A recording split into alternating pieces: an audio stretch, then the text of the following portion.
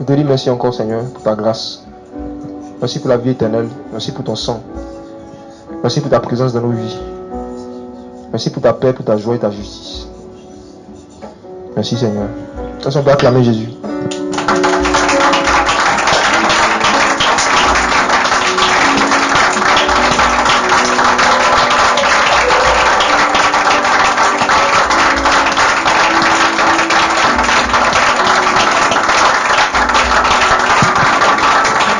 Amen. On peut s'asseoir.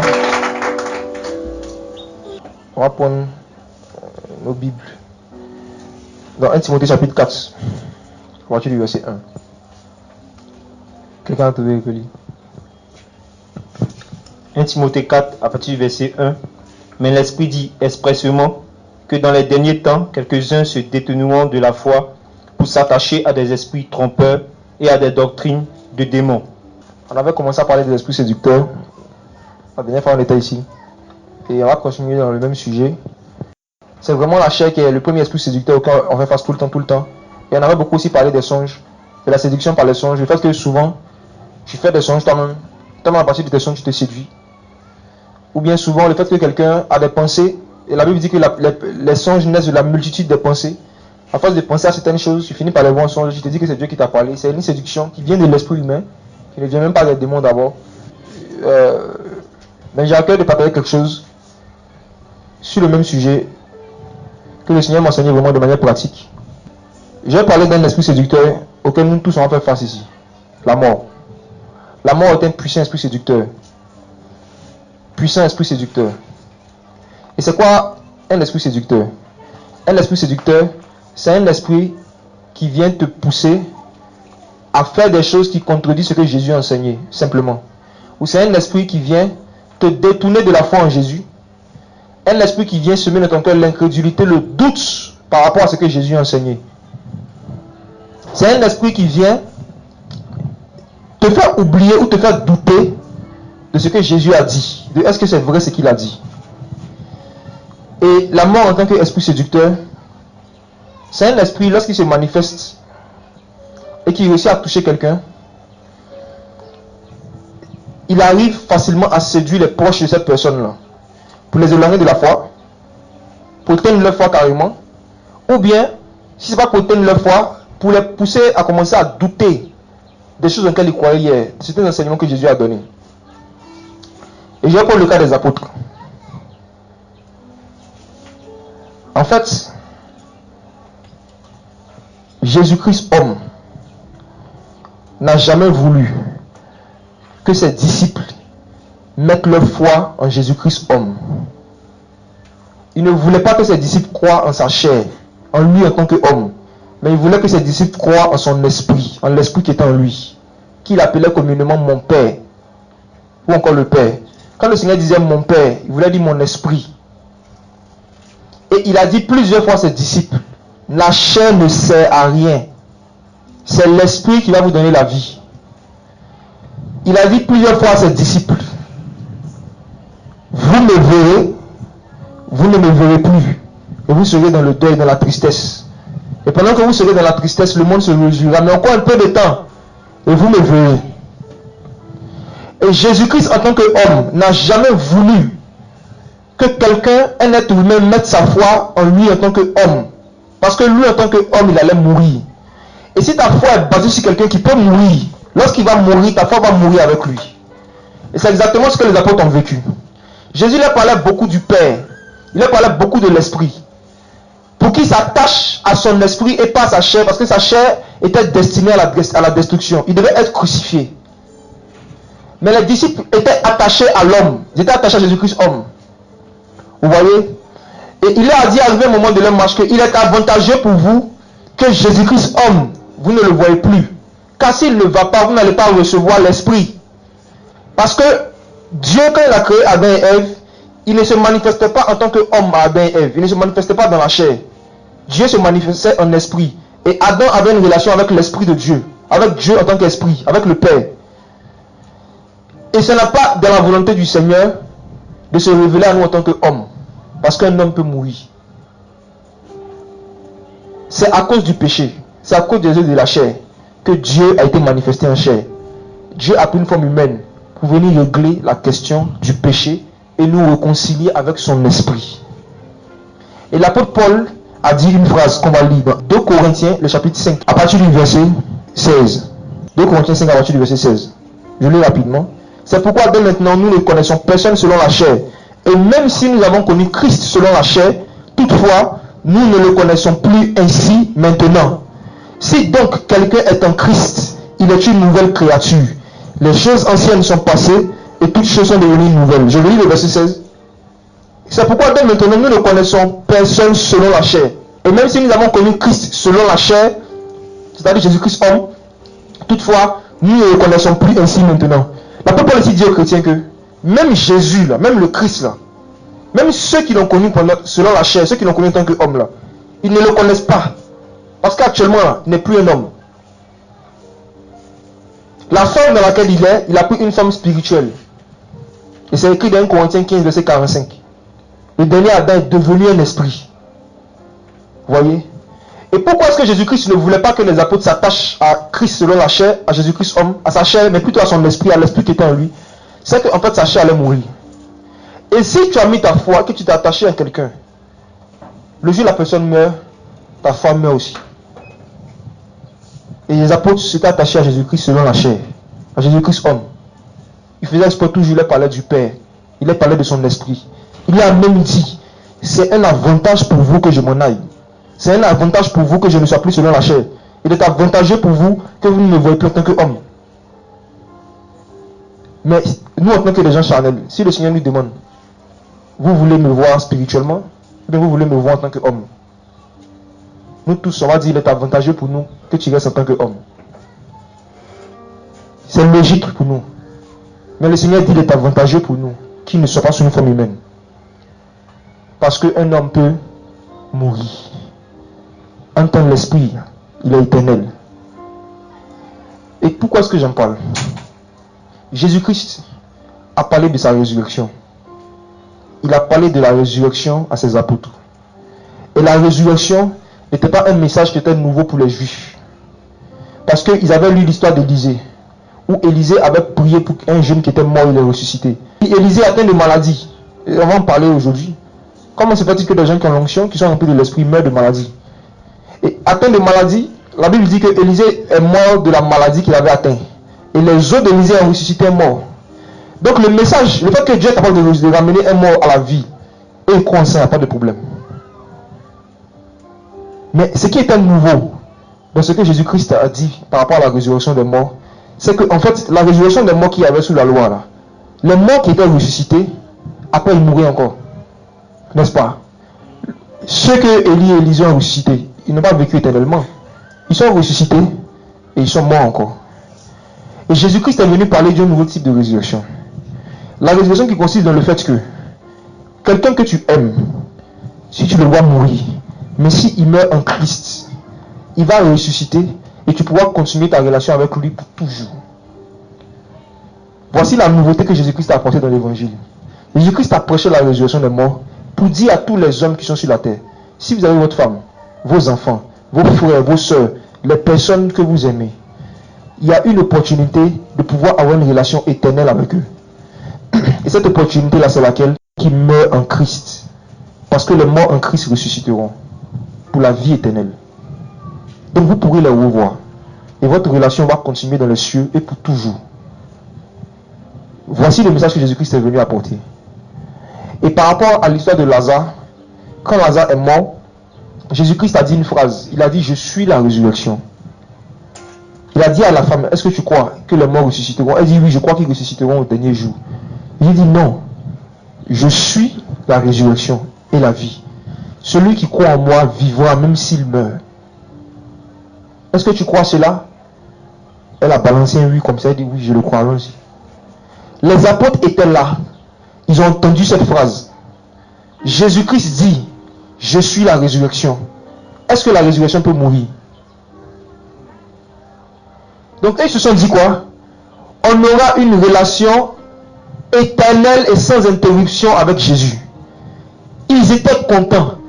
Parce qu'ils ont entendu Jésus dire, je suis la résurrection. Ils ont vu un gars qui ramène quelqu'un qui a le corps pourri à la vie. C'est que lui-même qui peut le tuer. Donc leur foi a augmenté. Ils ont vu ce qui s'est passé pour Lazare. Et Jésus même lui avait dit, c'est à cause de vous qu'il fait ce miracle pour que vous croyez. Donc ils ont vu quelqu'un qui dit, il est la résurrection lui-même. Et en plus qu'il ramène les cadavres pourris à la vie. Ils avaient la foi.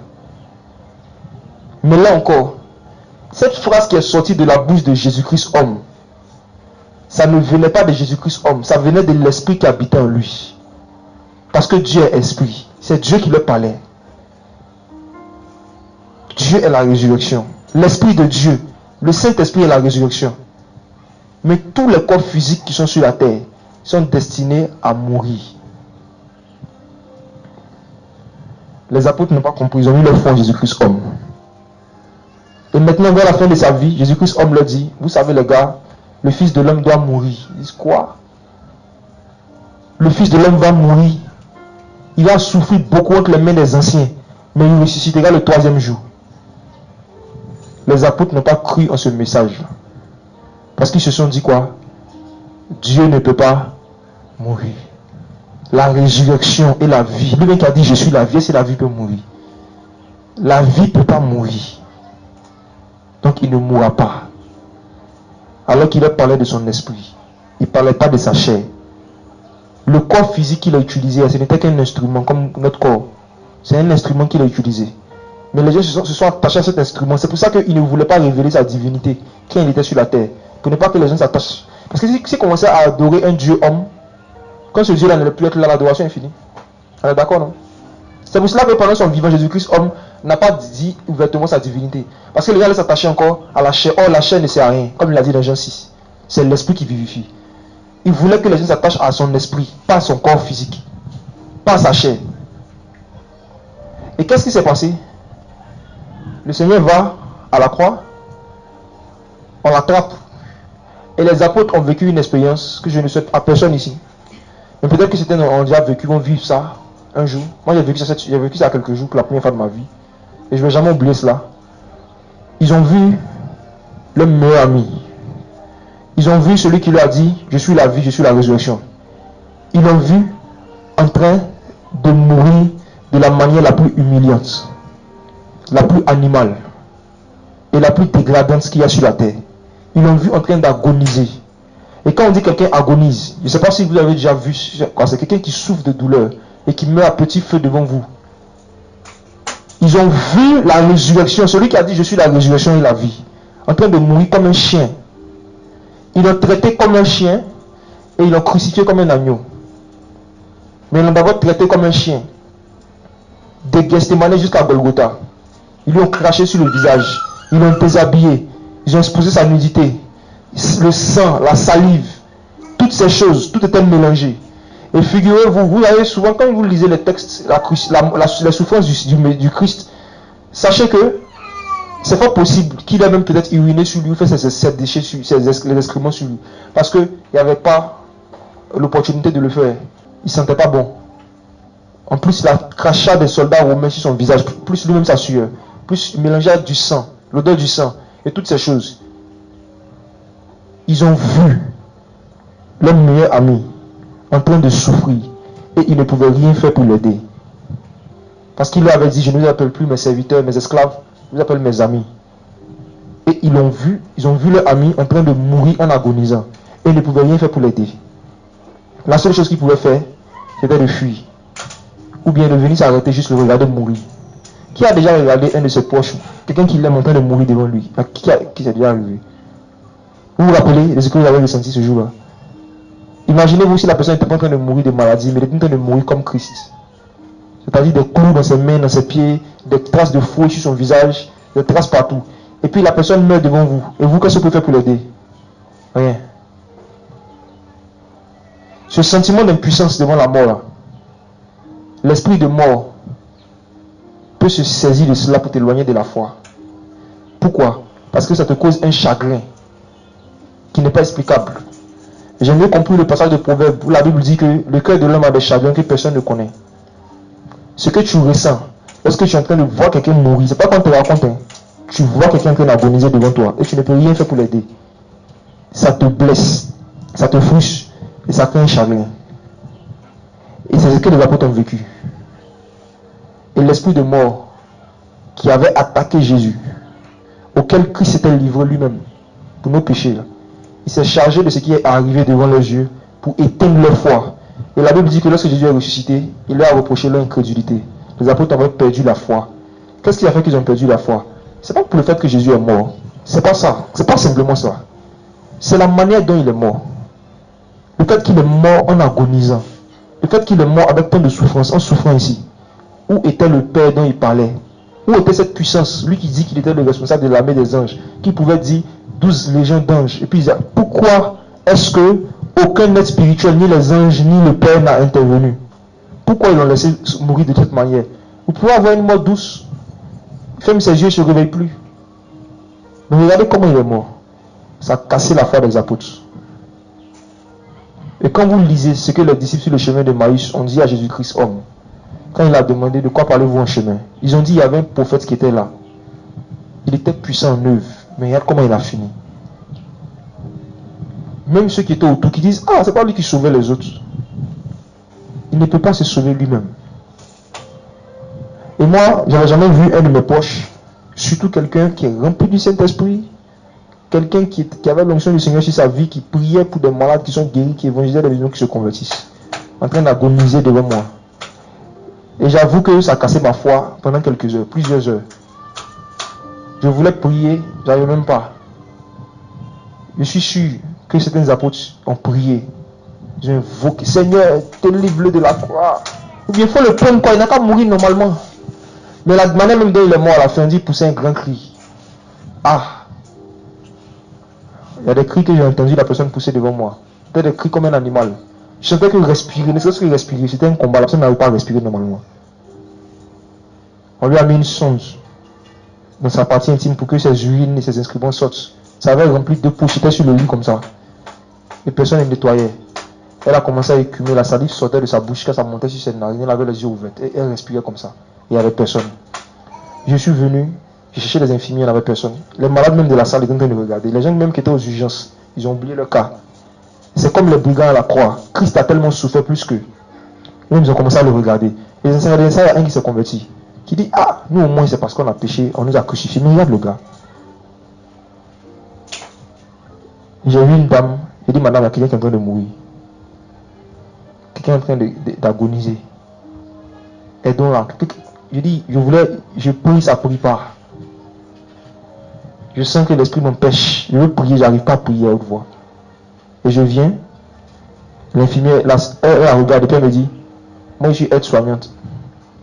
Il ne faut pas m'occuper de ce genre de cas. Je lui ai dit, tu es aide-soignante. Il dit, oui, donc on t'aide, on te paye pour aider les gens à ne pas mourir. Normalement, c'est ça ton travail. Tu es censé aider les gens à ne pas mourir. Il dit, tu vois pas la salive qui est en train de monter dans ses yeux? La mousse qui a rempli son visage qui monte à ses yeux. Tu veux pas faire quelque chose? Même pour essuyer. Elle dit, elle ne peut pas toucher, que c'est pas elle. Elle va aller chercher le docteur. Je cherche l'outil sur moi, j'en avais pas. Le coin le plus proche où on pouvait avoir du lotus, un Kleenex, c'était au moins 500 mètres du lieu où on était. Et j'ai commencé à me demander, mais attends, pourquoi Jésus fait des trucs comme ça? Une prophétesse, regarde comment elle peut mourir. On dirait un animal. Et elle pousse des cris d'animaux. Et la personne peut l'aider.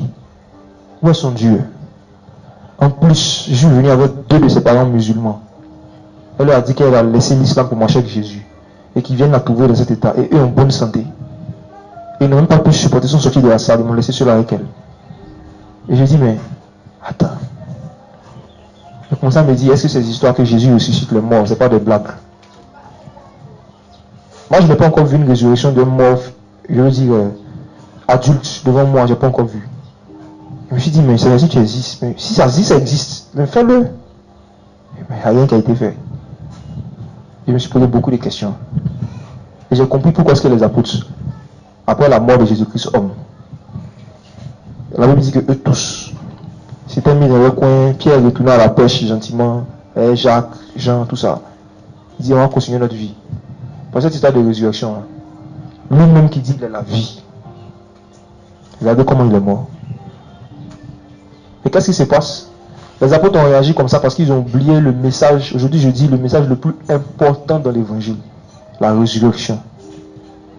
Ils avaient oublié que Jésus leur a dit, c'est pendant un temps que vous ne me verrez plus. Mais après, vous me verrez. Et vous serez dans la joie. Personne ne pourra vous assister chaque jour parce que ça sera éternel. Ils avaient oublié la résurrection.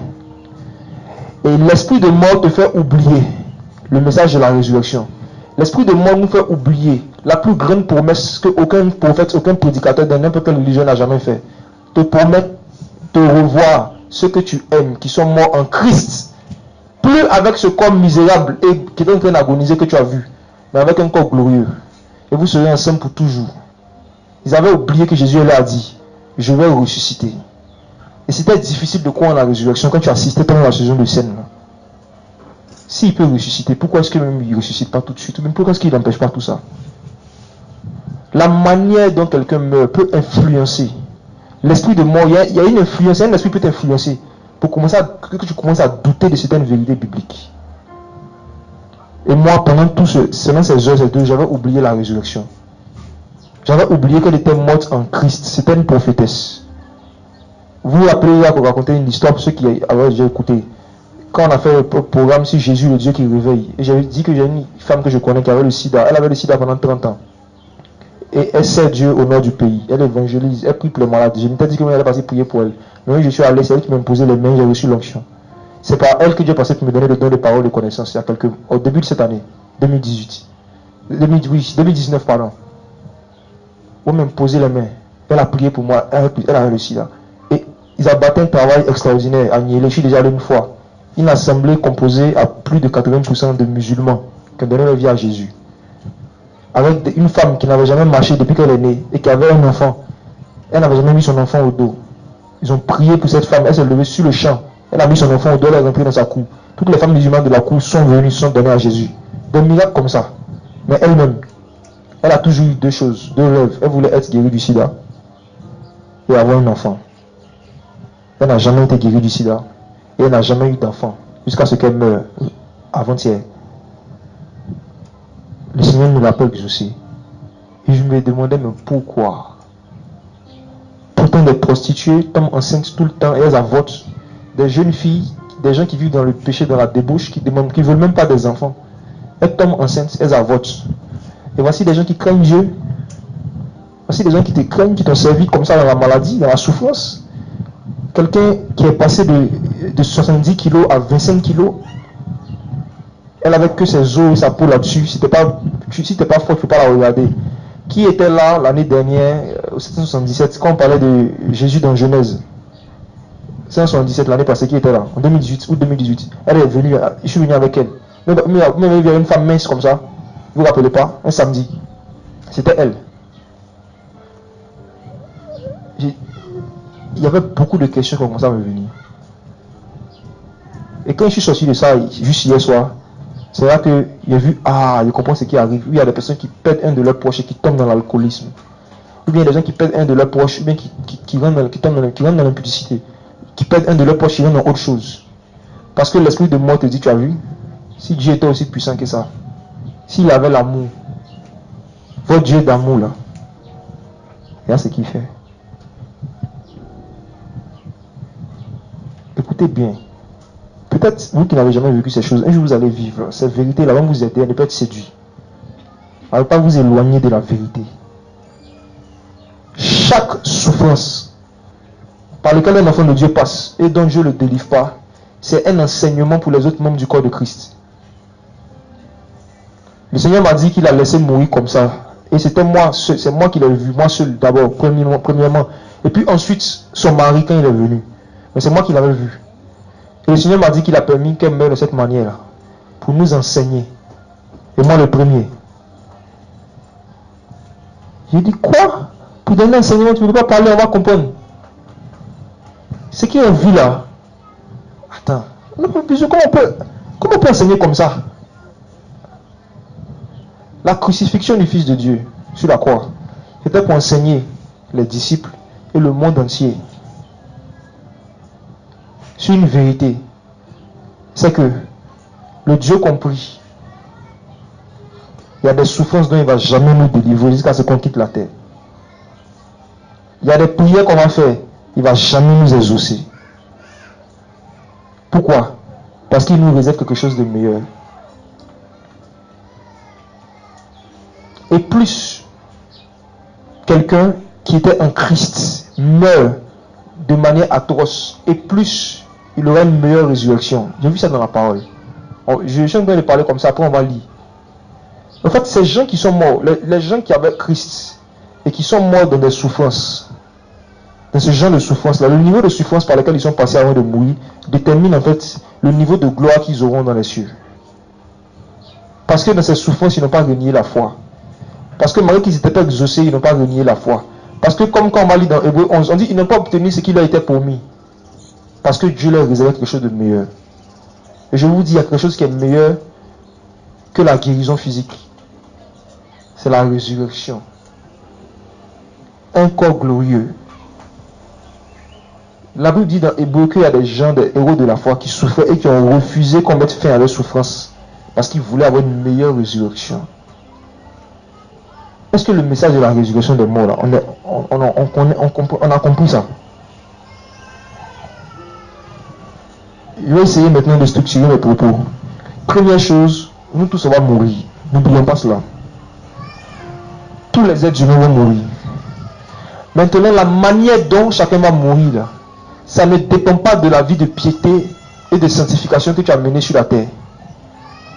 La manière dont chacun de nous va mourir, soit par une mort effrayante, par une mort atroce, ou bien seulement en dormant, bien par noyade, ça dépend de la souveraineté du Seigneur.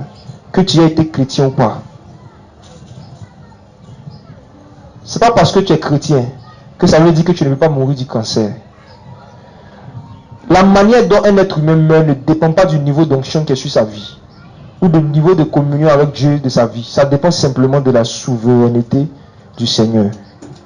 Et le Seigneur, dans sa souveraineté, peut permettre que quelqu'un qui est intègre, qui est fidèle, qui est rempli du Saint-Esprit, qui est oint de puissance, meurt dans d'atroces souffrances et de maladies. Exemple, Élisée, le prophète. Regardons comment Élisée, le prophète, est mort. 2 Rois, chapitre 13. C'est des choses qu'on doit connaître pour que personne ne nous séduise. 2 Rois 13. 2 Rois 13, verset 14. Élisée était atteint de la maladie dont il mourut. Et Joas, roi d'Israël, descendit vers lui, pleura sur son visage en disant: mon père, char d'Israël et sa cavalerie. Je relis verset 14. Élisée était atteint de la maladie dont il mourut. Qui ne savait pas qu'Élisée était mort de maladie? Ok, vous savez maintenant. Qui dit maladie dit quoi? Souffrance. Atroce souffrance. Ça veut dire que quand tu es malade et que là, ton corps physique n'arrive plus à supporter la douleur, c'est là que tu meurs en fait. Ça veut dire que tu souffres tellement que physiquement tu ne peux plus supporter. Donc tu n'arrives plus à respirer et tu rends l'âme. Et c'est comme ça que Élisée est mort. Mais qui était Élisée? On connaît. Un gars qui priait, Jourdain se divise en deux. Un gars qui avait dit: Seigneur, ouvre ses yeux afin qu'il voit que ceux qui sont avec nous sont plus nombreux. Et il a vu des chars de feu, des anges partout, de l'Asie. Un gars qui était oint du Saint-Esprit de manière inhabituelle. Mais il mourut de la maladie qu'il avait atteinte. Donc c'est pour dire quoi? Peu importe notre niveau de sanctification et notre niveau d'onction qui est sur notre vie, les maux physiques qui vont nous atteindre ou qui ne nous atteindront pas sur cette terre, ça dépend de la souveraineté du Seigneur. Est-ce qu'on comprend ça? Cliquez sur le mot maladie dans l'hébreu. Regarde la définition du mot. Regardez quelque chose, vous allez voir. Parce que maladie là, ça ne nous fait pas voir qu'est-ce qu'Élisée a vécu. Pour ceux qui peuvent regarder ces choses. Ça dit quoi? Il y a une maladie, malade, souffrance, mal, irritation, douleur, calamité. Ce mot-là, il cherchait. Calamité. Prenez le dictionnaire français, c'est quoi une calamité? On dit douleur, souffrance, calamité. Donc Élisée est mort de la calamité qu'il avait atteint. Malheur public qui se répand sur une contrée, sur une ville. Grand malheur qui frappe les particuliers. Grand malheur. Élisée mourut du grand malheur qu'il avait frappé. Élisée. Qui a connu Renard Bonquet? Qui sait de quoi il est mort il y a quelques jours? Qui sait de quoi il est mort? Tu as déjà vu les vidéos d'abord, les vidéos des miracles que le Seigneur faisait par ses mains.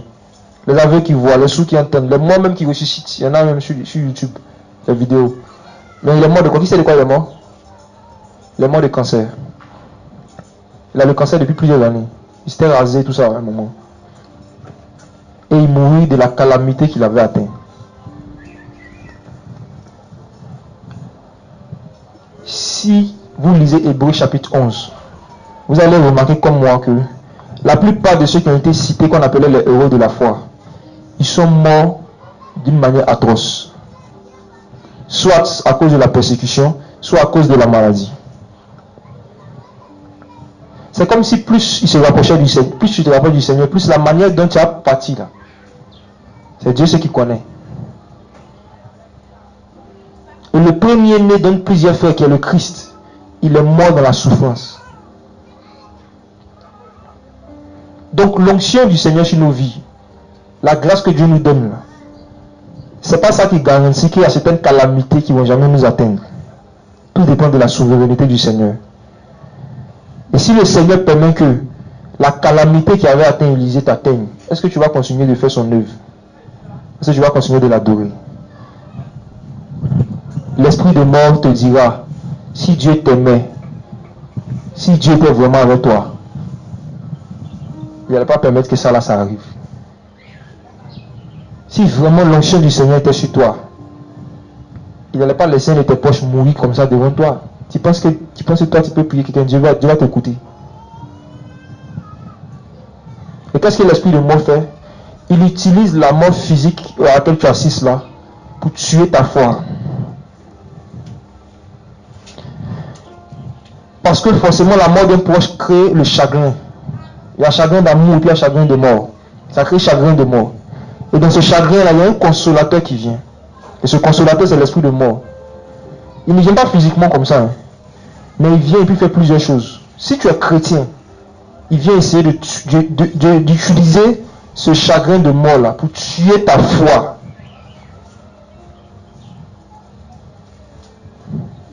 Et je m'imagine les gens qui avaient accepté le Seigneur à travers Élisée. Les gens qui avaient vu comment Élisée, le Seigneur l'avait utilisé pour guérir des malades, pour ressusciter les morts, et qui apprennent que Élisée était frappé de maladie. Et quelle maladie? Une calamité. Élisée. Ils vont dire, mais si prophète même, la calamité, nous, à qui irions-nous? Et les apôtres ont vécu la même chose. Ils voient le Christ être frappé d'une calamité. Ils voient le Christ en train de souffrir des souffrances, que normalement c'est des brigands, c'est des gens qui vivent dans le péché, normalement qui meurent comme ça. Tu vois? Alors que chaque mort atroce, ou chaque mort à laquelle Dieu permet que nous assistions, c'est pour nous enseigner. Mais l'esprit de mort fait que tu ne cherches pas l'enseignement que tu dois tirer dans ça. Hein. Tu te concentres plutôt sur ta douleur. Et tu commences à douter maintenant de certaines vérités bibliques.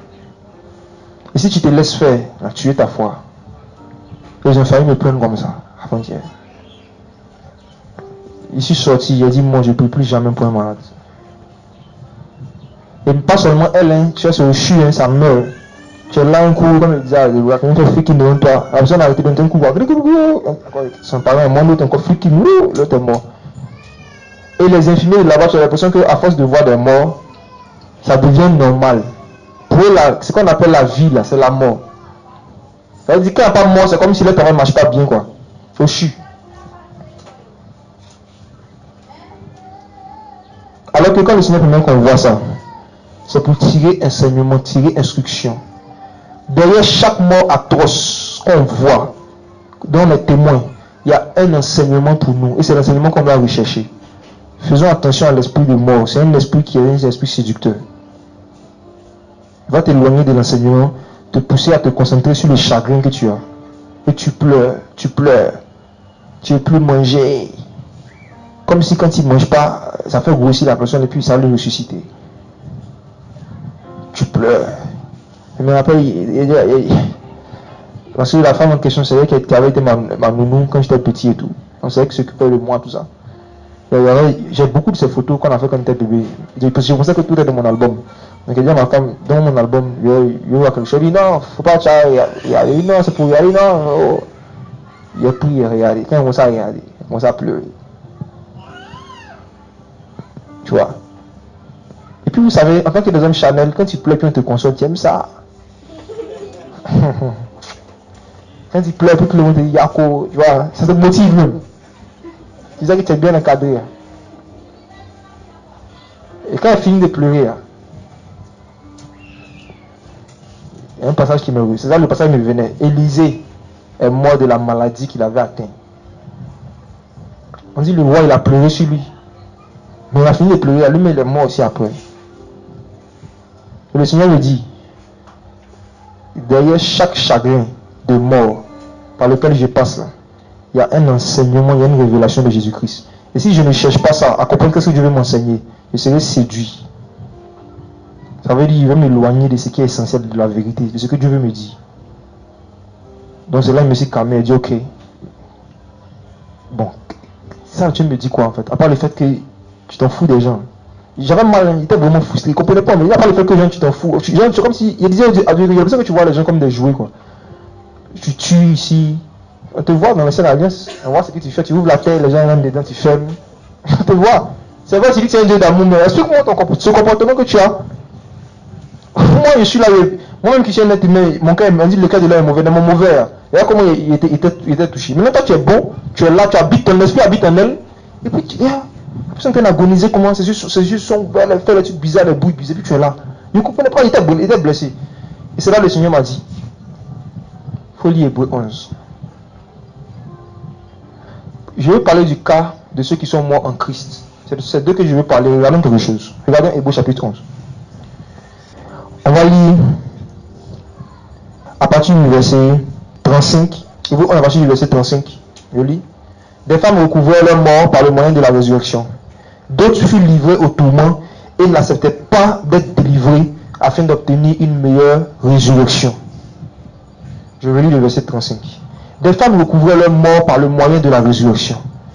D'autres furent livrés au tourment ou encore aux calamités, à des souffrances atroces et n'acceptaient pas d'être délivrés afin d'obtenir une meilleure résurrection. Une meilleure résurrection. Qu'est-ce que ça veut dire? Tous ceux et celles qui avaient Christ, qui étaient intègres, qui marchaient avec Christ et qui sont morts dans le tourment, obtiendront une meilleure résurrection que ceux qui ont eu une mort sans souffrance. Le niveau de gloire de chaque chrétien, de chaque membre du corps de Christ dans le millénium et aussi dans le paradis, dans le ciel, sera proportionnel au niveau de souffrance qu'il a vécu sur la terre. Et souvenons-nous, pour confirmer cela encore, de l'histoire de Lazare et de l'homme riche que Jésus a donné. Il a dit que, si quelqu'un peut trouver, on va lire ça, la référence exacte. Il a dit que lorsque l'homme riche est en train de souffrir en enfer, et il a dit, Abraham, s'il te plaît, dis à Lazare de m'apporter un peu d'eau. Il lui a dit, toi, tu as eu ta joie sur la terre. En tout cas, prendre ce passage-là. Luc 16. Luc 16, à partir du verset 24. Ok. Bon, à partir du verset 23. Étant en enfer, il leva ses yeux, et tandis qu'il était dans les tourments, il vit de loin Abraham et Lazare dans son sein. Il s'écria, il dit, Père Abraham, aie pitié de moi, envoie Lazare pour qu'il trempe le bout de son doigt dans l'eau et me rafraîchisse la langue, car je suis grièvement tourmenté dans cette flamme. Abraham répondit, mon enfant, souviens-toi que pendant ta vie, tu as reçu de bonnes choses, et que Lazare a eu des choses mauvaises pendant la sienne. Maintenant, il est consolé, et toi, tu es grièvement tourmenté. Amen. Il dit, tu as eu des bonnes choses pendant ta vie. Lazare, il a eu des tourments. Maintenant, il est dans le ciel. Qu'est-ce qui lui arrive? Maintenant, c'est lui qui a les bonnes choses. Ça veut dire quoi? Toutes bonnes choses qu'en tant que chrétien, on demande au Seigneur, pour nous, ou pour quelqu'un, et que le Seigneur ne lui donne pas, c'est qu'il a quelque chose de meilleur pour lui dans le ciel. C'est pour cela qu'il ne nous exauce pas. C'est pas parce qu'il est mauvais. Au contraire, c'est parce qu'il est amour. Et regardez dans Hébreux 11, c'est écrit. En plus de dire que les gens auront une meilleure résurrection, on dit qu'ils n'ont pas obtenu ce qui leur était promis. Hébreux 11. Relisons à partir du verset 35. Des femmes recouvraient leur mort par le moyen de la résurrection. D'autres furent livrées au tourment, ils n'acceptaient pas d'être délivrés, afin d'obtenir une meilleure résurrection. On dit qu'ils n'acceptaient pas d'être délivrés. Ça veut dire que c'est des gens qui ont eu l'opportunité d'être sauvés, que leur souffrance abrège. Mais ils avaient compris que si leur souffrance abrégeait, il y a un niveau de gloire qu'ils n'auront pas au ciel. Donc il dit, laissez-moi souffrir, afin d'obtenir une meilleure résurrection, un meilleur corps glorieux. Et ensuite, d'autres subirent la moquerie, le fouet, la chaîne, les prisons. Ils furent lapidés, sciés, subirent de rudes épreuves. Ils furent mis à mort par le tranchant de l'épée. Ils erraient ça et là, vêtus de peau de brebis, de chèvre, réduits à la misère, affligés, tourmentés. Eux dont le monde n'était pas digne, égarés dans le désert, dans les montagnes, et dans les cavernes, et dans les trous de la terre. On parle des héros de la foi. Quoiqu'ils aient tous été recommandés par leur foi, ils n'ont pourtant pas obtenu ce qui leur était promis, Dieu ayant pourvu quelque chose de meilleur pour nous, afin qu'ils ne parviennent pas à la perfection sans nous. Amen. Ils n'ont pas obtenu ce qui leur était promis parce que Dieu avait quelque chose de meilleur. À chaque fois qu'on demande quelque chose au Seigneur, et que le Seigneur ne nous exauce pas, disons-nous que s'il ne nous a pas donné ça, c'est qu'il a quelque chose de meilleur, soit dans les cieux, soit dans la suite de notre vie.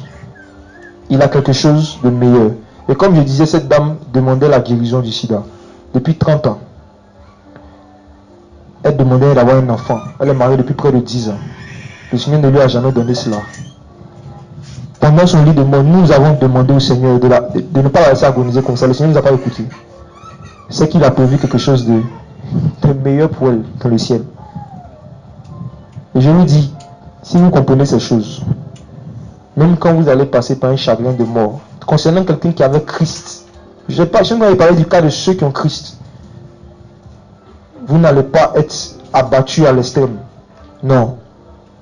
Deuxième chose, l'espérance que nous chrétiens on a par rapport aux païens, c'est que si quelqu'un qui avait Christ meurt, on va le revoir un jour.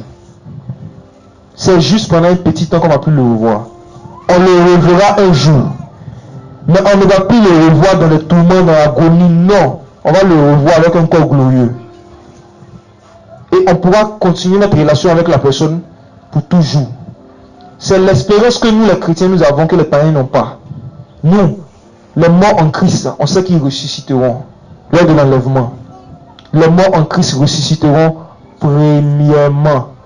Les morts en Christ ressusciteront. N'oublions jamais cette promesse que Jésus nous a donnée là. Si quelqu'un meurt en Christ, peu importe les conditions dans lesquelles il est mort, s'il est mort dans le tourment, c'est que le Seigneur a prévu une meilleure résurrection pour lui. S'il est mort d'une mort simple, une mort naturelle, on le reverra dans les cieux, on va se revoir. Peu importe la manière dont Dieu va le laisser mourir. N'oublions pas que Dieu n'est pas méchant, mais Dieu est souverain. Et on voit dans le cas d'Élisée. Je vais prendre aussi le cas de l'apôtre Paul. On sait tous qu'il était infime, n'est-ce pas? Il dit qu'il a demandé au Seigneur de le guérir 3 fois de son infimité. Le Seigneur ne lui a pas donné.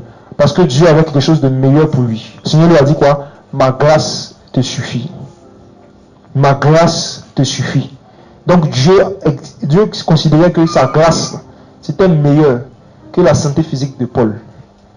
Il ne lui a pas donné la santé physique. Il lui a donné la grâce par rapport à la parole. Il lui a donné des révélations. Que s'il lui met pas une écharpe dans la chair, il va tomber dans l'orgueil. Tellement c'est beau. Paul dit que quand il était enlevé dans le ciel, il a entendu des paroles qui n'ont pas permis à un homme de comprendre. L'apôtre Pierre, un témoignage de Paul, dit ce petit-là, il enseigne des choses difficiles à comprendre.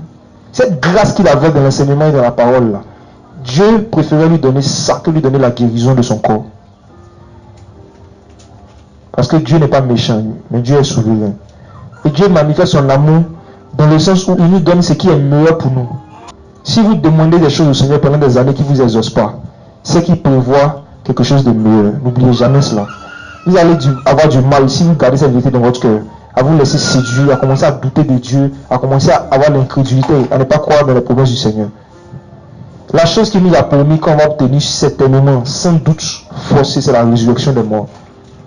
Et ce qui est merveilleux encore avec la résurrection des morts, en fait, lorsqu'on va revoir tous ces gens qu'on aimait, qui sont morts en Christ, on va oublier le chagrin, les douleurs que leur absence nous ont causées, comme les apôtres.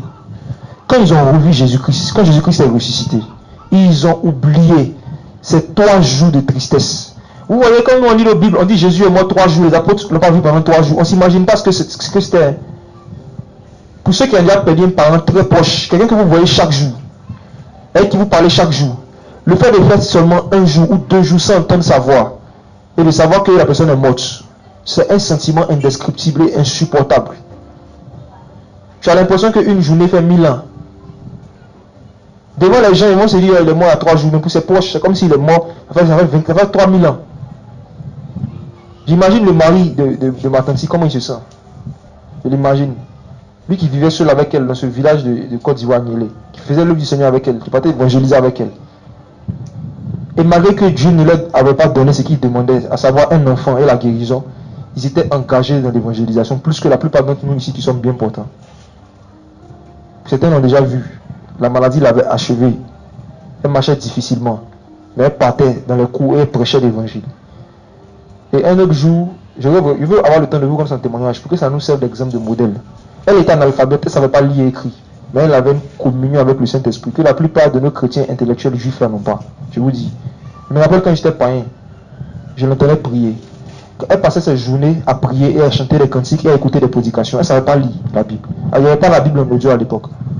Elle passait ses journées à écouter la parole, écouter des prédications, à prier et à chanter des cantiques au Seigneur. Conséquence, elle avait un esprit de discernement et de révélation, c'est pas possible, effrayant. Et j'ai beaucoup d'anecdotes comme ça d'histoires à raconter, c'est pas possible. Elle avait atteint une telle profondeur dans le don de révélation. Pourquoi? Parce qu'un analphabète, il ne cherche pas la lettre. Qu'est-ce qu'il cherche? L'esprit. Un analphabète, vu qu'il ne sait pas lire, il ne sait pas écrire, il cherche plus à expérimenter Dieu, Jésus de façon vivante dans la prière. Donc c'est un inconvénient, le fait de ne pas savoir lire, c'est un inconvénient pour cette femme-là, qui lui a donné un avantage sur la plupart d'entre nous. C'est qu'elle a passé plus de temps à prier qu'à lire. Et nous, la plupart d'entre nous, on a passé plus de temps à lire qu'à prier. Et souvent, il y en a qui lisent tellement qu'ils ne prient plus. Alors, on est dans le marche avec le Seigneur. Afin de faire des recherches, qui ne prie plus. Et conséquence, ils peuvent bien t'expliquer l'évangile, bien parler. Mais la vie, ça manque. Entre elle, à cause de ce fait qu'elle manquait d'instruction, son témoignage était vivant en fait. Ça veut dire que c'était plus dans ses actes, dans son comportement, que les gens étaient touchés. Et quand elle partait évangéliser des femmes musulmanes, elle parlait en djoula. Et elle disait Jésus. Mais ça part. Mais elle se donnait au Seigneur. Elle était témoin de ça. Et elle ne s'est pas convertie par prédication. Elle s'est convertie par une démonstration de l'esprit et de puissance. C'est la présence du Seigneur qui l'a convertie. Elle se moquait des chrétiens quand elle était petite. Elle était musulmane. Et un jour, mon père était au salon en train de prier avec ses amis. Elle était assise et puis elle se moquait. Elle disait, les chrétiens, ils font bruit, toujours. Et là, Dieu, il aime bruit. Toujours, c'est ce qu'elle disait. Et pendant qu'elle se moquait d'elle, elle regardait. À un moment, j'étais en train de prier, de chanter.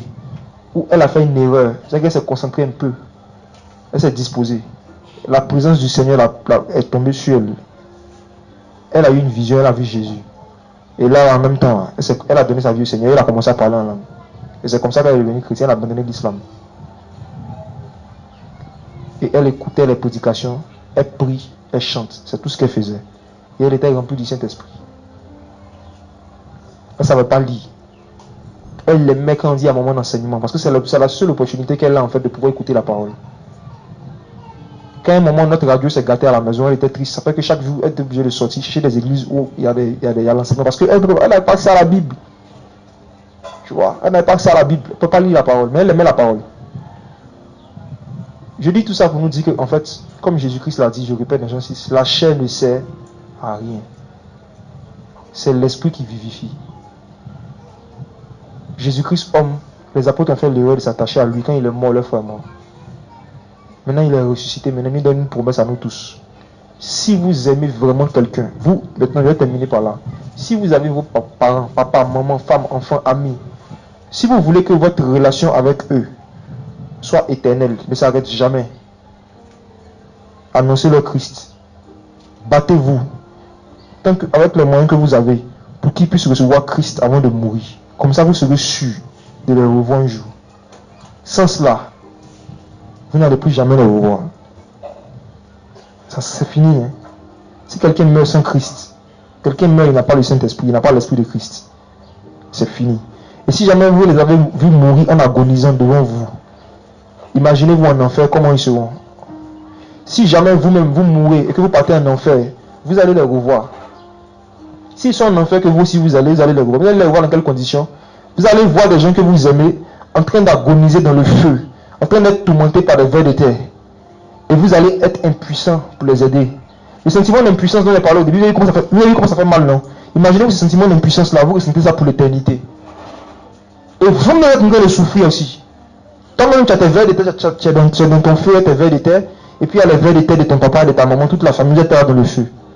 Donc le sentiment d'impuissance, plus les douleurs que vous-même serez en train de vivre, c'est ça l'enfer.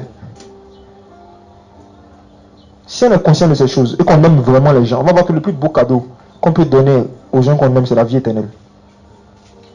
Parce que celui qui a la vie éternelle vivra même s'il meurt. Et quand le Seigneur a commencé à me parler comme ça, j'ai été consolé. Et j'ai compris pourquoi est-ce que le message que les apôtres prêchaient le plus, c'était la résurrection des morts. Surtout aux Juifs, parce que les gens les tuaient beaucoup.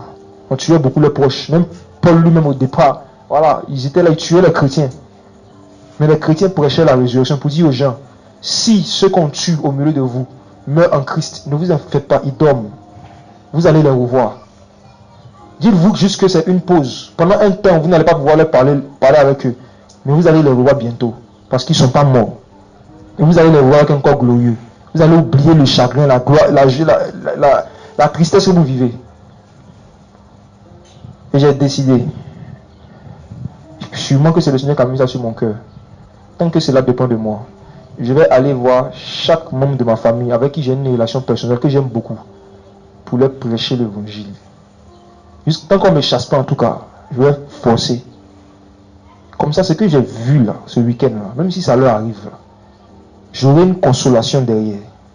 C'est vrai, ils sont partis en agonisant, mais ils auront une meilleure résurrection, comme le verset le dit, et on va se voir. S'ils ne meurent pas en Christ, tu peux être doublement chagriné. Chagriné déjà du fait que tu ne le vois plus physiquement, et tu peux être chagriné du fait que tu sais qu'ils vont passer l'éternité dans une agonie et une angoisse éternelle, plus que ce que tu les as vu même ici sur la terre.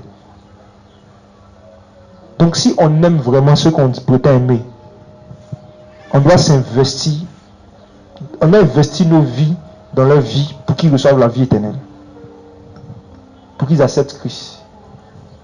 Et je vous assure, le message de la résurrection des morts est le message le plus puissant et dans lequel il y a le plus de consolation que le Seigneur a donné à l'Église. Pour dire aux gens, forcément nous tous on va mourir, forcément nos proches vont mourir. Mais si vous voulez continuer votre relation avec eux, là, il y a une opportunité. Acceptez Christ. Il est la résurrection. Celui qui croit en lui, peu importe la manière dont il va mourir, il revivra un jour. Et quand tu vas ressusciter, cette fois-ci, c'est pour l'éternité, c'est fini. Voici l'évangile. Et cette espérance qu'ont nous les chrétiens, l'esprit de mort est un esprit séducteur. Pourquoi? Parce qu'il utilise le chagrin actuel pour nous faire oublier la promesse de la résurrection. Voici la séduction. Et dans cette période de chagrin, tu es très fragile. Et comme je vous dis, en général, les gens qui ont dévié, même des jeunes surtout, c'est quand ils ont perdu un parent proche qu'ils aimaient beaucoup. Ils ont commencé à se livrer à beaucoup de choses à cause du chagrin. À cause du chagrin. Tu vois? Donc quand on prêche l'évangile aux gens, n'oubliez plus de parler de la résurrection. Regardez bien la Bible, vous allez voir qu'à chaque fois que les apôtres prêchaient l'évangile, ils parlaient de la résurrection. C'est pas seulement abandonner le péché dans ta vie à Jésus, non. C'est pas que ça. C'est un évangile incomplet. Et c'est au fur et à mesure que Dieu nous perfectionne. La résurrection. Toi-même, peu importe la manière dont tu vas mourir, tu auras un corps glorieux. Et si tu acceptes de souffrir sans rejeter Dieu, tu auras une meilleure résurrection que les autres. Il y a des souffrances que Dieu va laisser t'arriver dans ta vie. Il y a des prières qui ne vont jamais t'exaucer. Mais si malgré ça tu restes fidèle à lui et que tu meurs dans la foi, tu auras une meilleure résurrection. Voici l'évangile. Voici l'évangile. Donc je vais l'arrêter là. J'étais pour vous dire que La mort est un esprit séducteur. Et la mort nous séduit par le chagrin. Et il a séduit même les apôtres pendant un temps. Mais quand Jésus est ressuscité, il leur a rappelé encore ce qu'il avait dit par rapport à sa résurrection. Et la Bible dit, on va lire ce passage-là. Dans Actes, les apôtres rendaient avec force témoignage de la résurrection. Chapitre 4, verset 1 à 2. Acte 4, verset 1 à 2. Mais comme il parlait au peuple, suivant les prêtres, le commandant du temple et les Sadducéens, étant offensés de ce que les apôtres enseignaient le peuple et qu'ils annonçaient la résurrection des morts au nom de Jésus. Les apôtres prêchaient la résurrection des morts au peuple.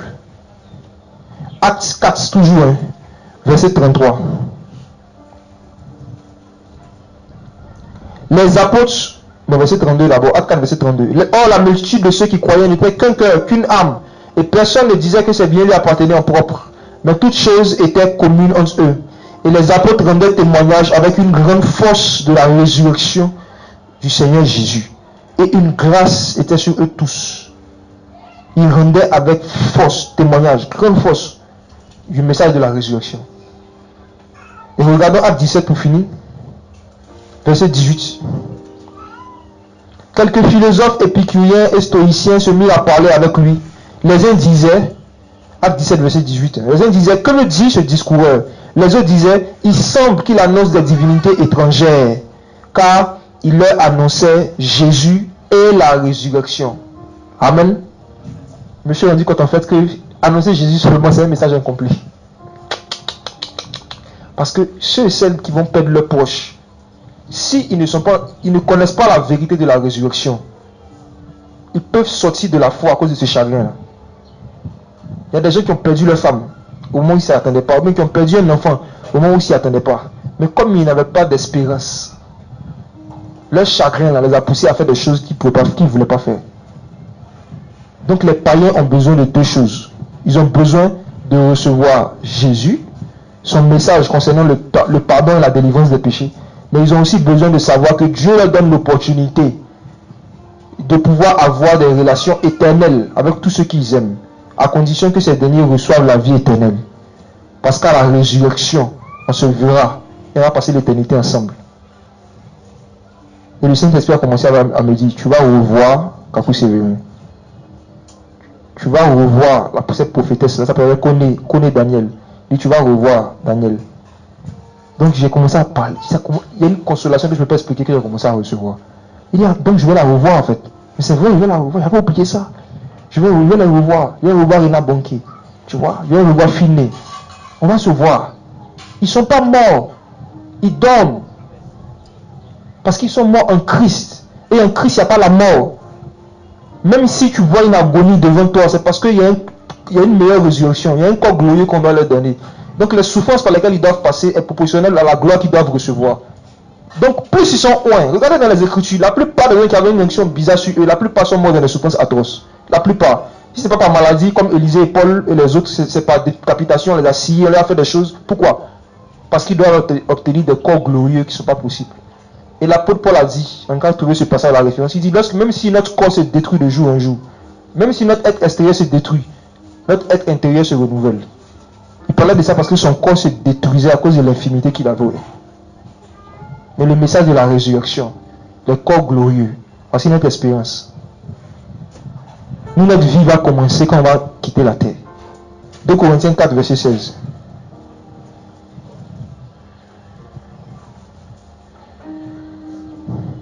« 2 Corinthiens 4, verset 16. C'est pourquoi nous ne nous relâchons pas. Même si notre homme extérieur se détruit, c'est-à-dire notre corps physique, toutefois, l'intérieur est renouvelé de jour en jour. Car nos légères tribulations qui ne font que passer produisent en nous un poids éternel d'une gloire souverainement excellente. Puisque nous ne regardons pas aux choses visibles mais aux invisibles. Car les choses visibles ne sont que pour un temps, mais les invisibles sont éternels. Amen. Donc il est fini. Vous m'avez compris? Si tu es ici, que tu as déjà perdu quelqu'un que tu aimais, mais que tu n'es pas sûr que la personne est morte en Christ, voyez ce que tu vas faire. Tu vas dire, Seigneur Jésus, je veux le reste des années que tu me laisses à vivre sur la terre, je veux être utile pour la conversion de ceux que j'aime. Je veux jouer un rôle pour la conversion de ceux que j'aime. Afin que je puisse continuer ma relation avec eux. Le Seigneur dit, ne vous souvenez plus de ce qui est passé. On ne peut pas revenir sur le passé. Vous voyez? Il y a des gens même qu'on aimait qui sont morts dans des périodes où on n'était même pas encore en Christ nous-mêmes. Vous voyez? Il y a des gens qui sont morts dans des périodes où nous-mêmes on n'était pas en Christ. Où on ne connaissait pas Jésus et on ne connaissait pas sa vérité. Mais aujourd'hui, le reste des années, les temps qui nous restent, en tant que chrétiens, en tant que disciples de Jésus, on peut décider de consacrer nos vies à intercéder, à nous-mêmes d'abord être un témoignage vivant, et ensuite à intercéder et à annoncer l'évangile à ceux qu'on aime le plus, afin que même si un jour ils quittent la terre, on puisse se revoir, qu'on ait l'opportunité de se revoir dans la joie, dans la gloire. Disons au Seigneur de faire de nous des intercesseurs, de faire de nous des gens qui sont conscients que si quelqu'un meurt sans Christ, c'est l'agonie éternelle. Et Dieu nous donne l'opportunité d'éviter aux gens d'avoir cette agonie éternelle en leur annonçant la vie éternelle, en leur annonçant l'évangile. Je vous disais, il y a une aide-soignante qui voyait cette femme mourir et elle dit, je ne peux pas l'aider parce que je ne suis pas docteur, je suis aide-soignante. C'est comme ça que plusieurs d'entre vous, souvent, vous voyez des gens qui n'ont pas Christ. Le Saint-Esprit vous dit, parlez-moi de Jésus, vous dit, je ne suis pas pasteur, je ne suis pas évangéliste, je vais appeler le frère, il va venir lui parler de Jésus. Non-assistance à personne en danger. Parce qu'on dit, ce n'est pas notre travail. Je ne suis pas pasteur, je ne peux pas leur parler de Jésus. Je ne suis pas pasteur. Je suis aide-soignante, je ne suis pas docteur. Voici le cœur de l'homme. Le bon samaritain qui a sauvé cet homme qui était blessé, qu'il a vu, il n'était pas docteur, mais il était humain. C'est vrai, on n'est pas pasteur, mais on est chrétien. C'est vrai, on n'est pas apôtre, mais on est chrétien. C'est vrai, on n'est pas prophète, mais on est chrétien. On a la vie éternelle, on peut annoncer la vie éternelle aux autres. S'ils ont refusé, c'est une chose. Mais le fait de ne même pas avoir essayé. Prions le Seigneur.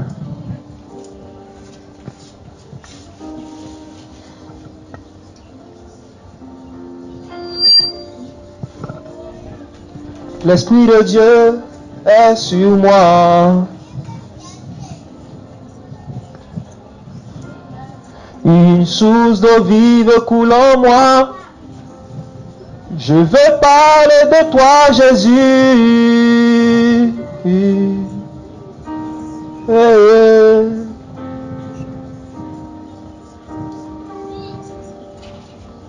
L'Esprit de Dieu est en moi.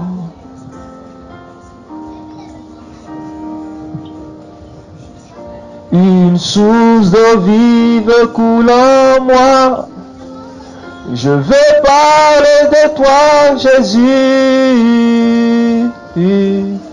L'heure a sonné. Je tiens ta robe. Je tiens ta main.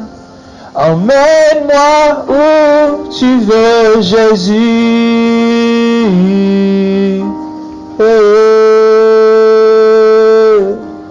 Je tiens ta main. Tu as fait de moi ton prisonnier. Emmène-moi où tu veux, Jésus. Je veux faire ton œuvre. Je veux faire ton œuvre, Jésus. Je veux faire ton œuvre. Je veux faire ton œuvre. La vie après la mort, c'est ça l'espoir des chrétiens. La résurrection, c'est elle que nous attendons. La résurrection des morts, avec des corps glorieux, il n'y aura plus de chagrin à boire. Il n'y aura plus de souffrance. Je veux faire ton œuvre, je veux faire ton œuvre, annoncer la résurrection. Je veux faire ton œuvre, je veux faire ton œuvre, je veux intercéder pour mes proches, je veux leur annoncer la vie, leur dire que tu les aimes, leur dire que tu guéris, leur dire que tu ressuscites, leur dire que tu consoles. Je veux parler de toi, Père. Je veux annoncer ton esprit. Le Seigneur, c'est l'esprit. Nous ne prions pas un homme. Nous prions le Créateur. Nous ne prions pas un homme juif. Non. Nous prions le roi du ciel. Nous ne prions pas un Nazaréen. Non. Nous prions le Créateur. Nous ne prions pas un Galiléen. Nous prions celui qui vient du ciel. Tu es sorti du ciel pour venir sur la terre, pour nous annoncer la résurrection.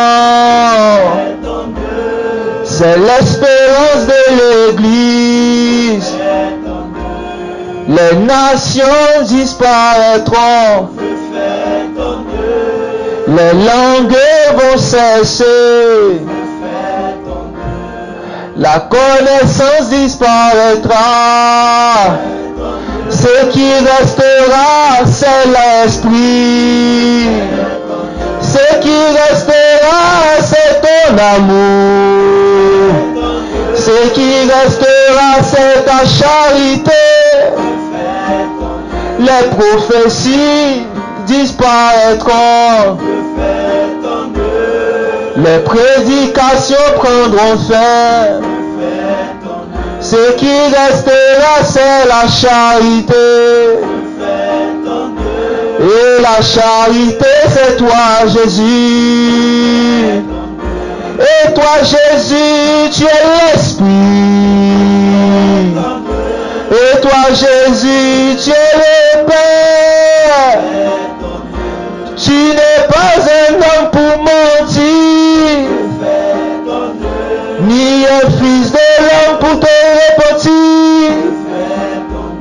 Tu es le Dieu des esprits. Tu es le Père des anges. Apprends-nous à voir tel que tu es, à voir tel que tu es dans le ciel. Si nous t'avons connu dans la chair, nous ne voulons plus te connaître ainsi. Je veux faire ton œuvre. Je veux faire ton œuvre.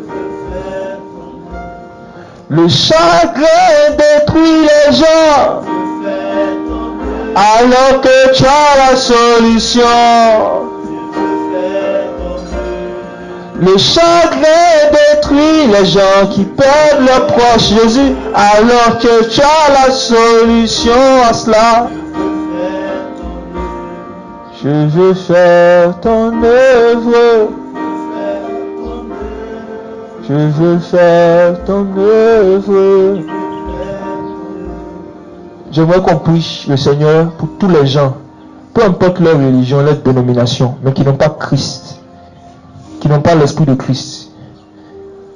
J'aimerais qu'on demande au Seigneur qui se révèle à des musulmans J'aimerais qu'on demande au Seigneur qui se révèle avec religieux, catholiques, des religieux évangéliques, mais qui ne sont pas réellement en Christ, qui n'ont pas l'esprit de Christ. Que le Seigneur se révèle à toute personne qui est encore vivant et qui prend le risque de mourir et de ne plus jamais revoir la vie. Étant plus que jamais autour de nous de rappeler aux chrétiens le message de l'Église. Leur dit que les morts en Christ ressusciteront premièrement. Ensuite, nous qui serons restés, nous serons changés et nous allons monter avec eux dans les cieux. Et dommage à ceux et celles qui vont rater ce jour-là. Car la Bible dit qu'il y aura une détresse sur la terre après l'enlèvement qu'il n'y en a jamais eu dans le passé. Il y aura une grande tribulation qui va éprouver les habitants de la terre. Et la souffrance qu'il y a sur la terre actuellement n'est rien, comparé à la souffrance qu'il y aura après l'enlèvement de l'Église. Seuls celles et ceux qui vont accepter de devenir satanistes pourront vendre, pourront acheter, pourront manger. Si des chrétiens ratent l'enlèvement parce qu'ils ont passé toute leur vie à chercher l'argent, tout cet argent qu'ils ont amassé, ils ne pourront pas l'utiliser s'ils n'ont pas la marque de la bête. Personne ne pourra rien vendre ni acheter s'il n'a pas la marque de la bête. Donc toutes tes économies pour lesquelles tu t'es battu au point de négliger ta relation avec Dieu, au point de faire passer Jésus en second plan, tu ne pourras pas en profiter si tu n'es pas sataniste, si tu n'as pas la marque de la bête. Et il faut que de plus en plus on le dise aux chrétiens. Pour qu'on arrête, on fuit les prédicateurs, les églises qui disent aux gens: venez, on a une solution pour votre visa, pour votre enfantement, pour votre mariage, pour avoir l'argent. Qu'on fuit de plus en plus ce message, qu'on vomit ces messages-là. Et qu'on cherche les messages chez vous, nous allons nous dire comment nous préparer pour ne pas rater la plus grande démonstration de puissance de tous les temps. La résurrection de tous les morts en Christ. Ce sera une démonstration de puissance incroyable. Jésus va ressusciter des milliards de personnes en un clin d'œil. C'est ça qu'on ne veut pas rater. Ce sera le plus grand réveil de tous les temps. On ne veut pas l'argent. On ne veut pas savoir qu'est-ce qu'on va faire pour avoir la promotion réussie dans nos affaires. On veut savoir qu'est-ce qu'on doit faire pour ne pas manquer la résurrection des morts. Pour ne pas manquer ce jour-là. Ah ouais? Quelqu'un a une question? Ce n'est pas une question, c'est un truc que j'ai vécu il y a 2 semaines que je vais partager. Il y a 2 semaines, j'ai appris une nouvelle. La soeur de mon papa qui était décédée au fait. Et quand j'ai appris cette nouvelle-là, ça m'a tellement fait mal. Puisque la même année, l'année passée d'avoir, il y a son grand frère qui est décédé. Cette année, il y a sa mère qui est décédée, c'est-à-dire ma grand-mère. Et puis 2 mois après, il y a une de ses soeurs qui décède.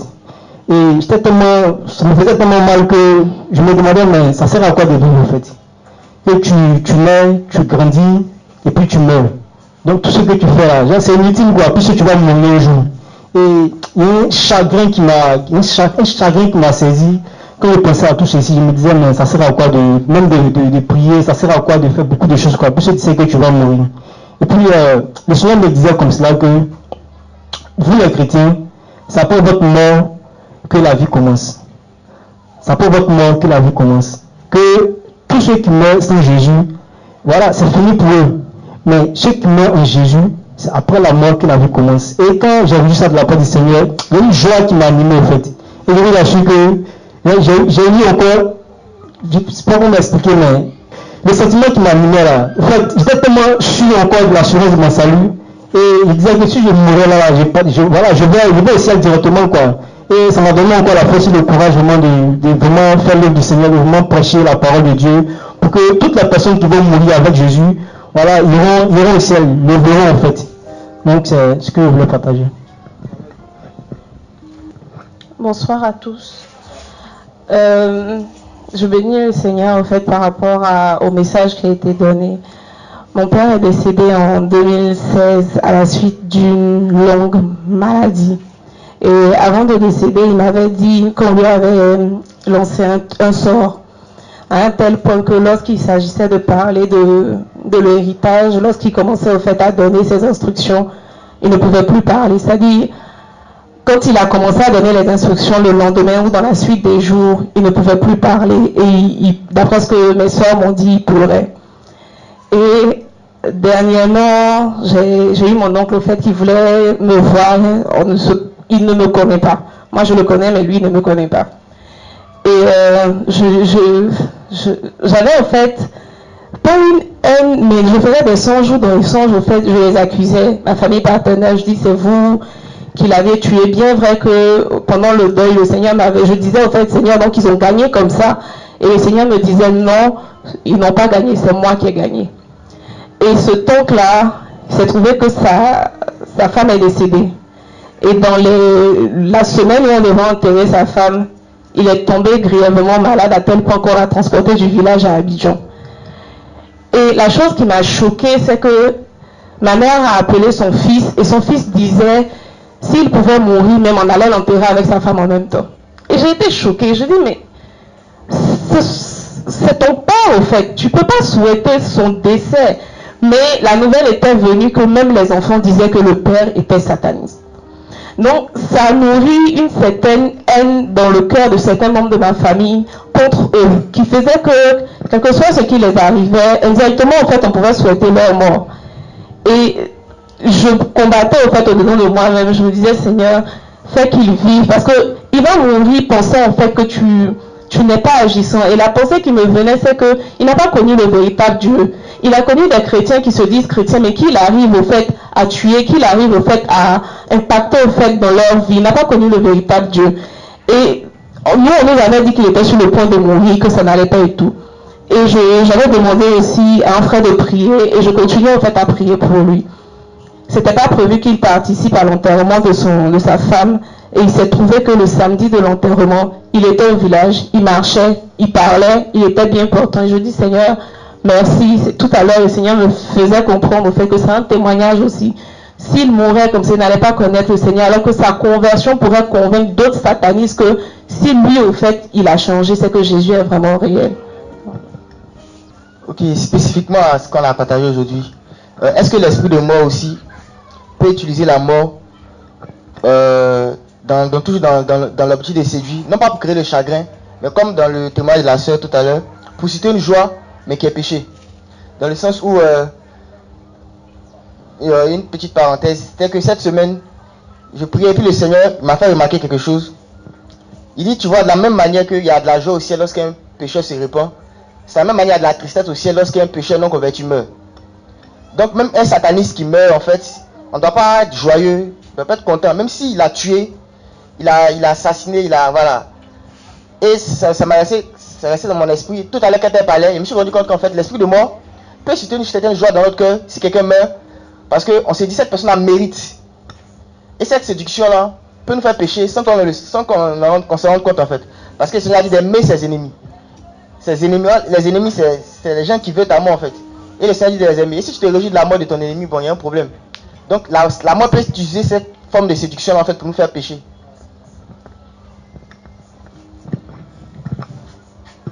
Je pense que c'est clair, on a compris. Voilà, c'est vrai aussi. C'est un autre aspect. Comme par exemple, quand le Daïchi est mort, il y en a qui étaient contents. Ils disent voilà, enfin, on va respirer. Mais dans le fond, non. Il y a ni être content ni être triste à l'excès, quoi.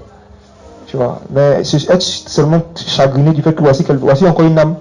Quelqu'un pour lequel Christ est mort, qui est parti sans Christ. Tu vois. Effectivement, il y a une séduction aussi qui est là aussi, dans ce sens-là. Merci pour l'ajout. Bonsoir, frères et sœurs. Je voulais ajouter quelque chose par rapport au message que le frère Jacques a annoncé. Mon père, un être cher peut détruire notre vie. Et moi, ça a été un peu mon cas parce qu'aujourd'hui, je suis en Jésus et c'est que Jésus va tout. Je suis en Jésus. C'est que j'ai perdu mon père, j'étais très petite, j'avais l'âge au moins de 7 ans quand j'ai perdu mon père. Et mon père n'était pas malade. Et puis j'étais très proche de mon père parce que je n'ai pas grandi avec ma maman. Déjà à l'âge de 2 ans, mon père m'avait pris, il était avec mon père, tout ça. Et il était insistant, donc chaque 10 heures, je partais chez mon père, à 10 heures chez lui, tout. Moi j'étais proche de mon père. Et puis mes autres soeurs, c'était mes demi-soeurs. Mon papa m'aimait vraiment, moi aussi je l'aimais vraiment. Et on avait fêté une année. Et mon père, on avait rangé nos affaires, on devait partir. Et ses collègues ont botté un coup contre mon père et ils l'ont invité dans notre village. Et mon père est parti. On l'attendait. Et le matin, on vient d'annoncer la mort de mon père. Vraiment, ça a été un choc. Comment? Ça a été un choc dans ma vie. Moi qui étais première en classe,